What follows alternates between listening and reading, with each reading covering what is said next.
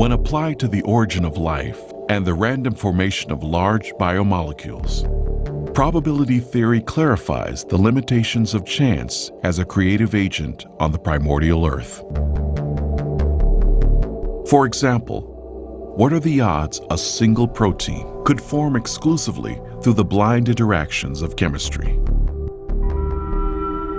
Our target is one smaller than average molecule made from 150 amino acids, each aligned to ensure a folded chain. Researchers have calculated that on the ancient Earth, the probability of success was 1 chance in 10 to the 164th power. That's one correctly sequenced protein chain for every 100 million trillion trillion trillion trillion trillion trillion trillion trillion trillion trillion trillion trillion trillion failed attempts. But despite these enormous odds, some theorists argue that given enough time, anything is possible. Okay, let's test the validity of this opinion. We'll begin by establishing an ideal environment for chemical evolution, an imaginary world that will provide chance with every opportunity to succeed. First, we stock the oceans to capacity with amino acids. That means all the atoms on Earth, including its entire supply of carbon, nitrogen, oxygen, hydrogen, and sulfur, are available to form 10 to the 41st complete sets of the 20 types of amino acids used to build proteins. Then we'll alter the laws of nature to protect these building blocks from the destructive rays of ultraviolet light and chemical contamination in the primordial soup. Now let's turn the chemistry loose and see what happens.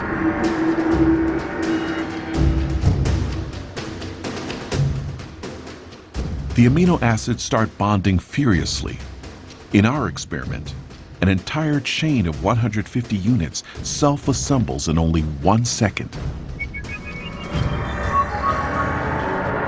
Since all 20 types of amino acids are available, at the majority of sites, there is a 5% or 1 in 20 chance the correct molecule will align in the chain.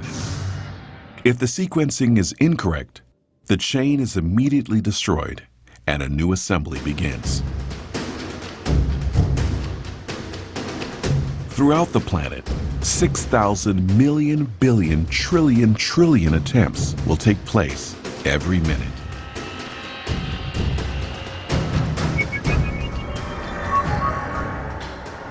That means in 4.6 billion years, the oldest estimated age of the Earth, the number of chains that don't fold will exceed 10 to the 58th power.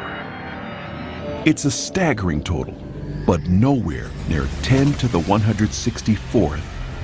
The trials necessary, on average, to build a protein of 150 amino acids by chance. So if undirected chemistry can't produce our coveted molecule during the entire history of the Earth, then how much time would have been needed? To find out, let's take a road trip.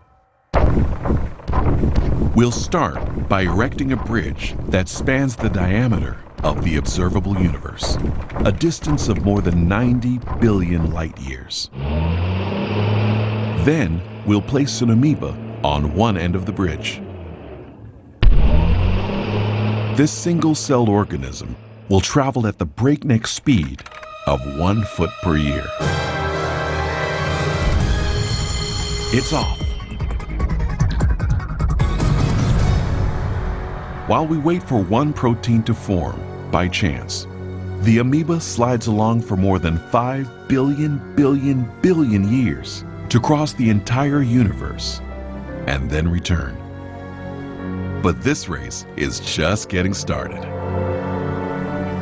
The amoeba takes off again, successfully reaches the far side of the cosmos, then heads back home. Yet not even one functional protein is anywhere in sight. For the next trip, we'll add a payload. a single atom.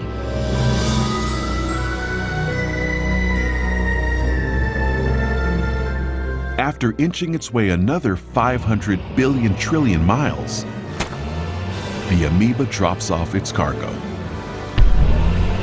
and returns for more. Will it get back before our lucky protein forms? Absolutely. In fact, it will complete another 10 round trips, then 20, 100, 1,000. And there's still no sign of a usable molecule. The amoeba continues making round trips until it has hauled off every atom on Earth. Then, all of the atoms in our solar system. Then, every planet and star in the Milky Way galaxy, one atom at a time. In fact, as we wait for one protein to self-assemble, the amoeba has so much time that moving at just 1 foot a year and carrying 1 atom per round trip, it will transport the entire universe more than 56 million times. That's how long it would take for chance to build one functional protein. Now, suppose against all odds, chemical evolution produced our single functional protein. Would we have life? No. We'd have one protein, just a lifeless arrangement of amino acids. The simplest living cell we know has more than 300 different proteins. But proteins are only part of the story when you consider any actual cell. Remember, you're going to have carbohydrates, complex sugars, nucleic acids, DNA and RNA, lipids, a whole variety of different chemicals which jointly constitute the living state. Those bits and pieces all have to be brought into the same microenvironment at the same moment in time.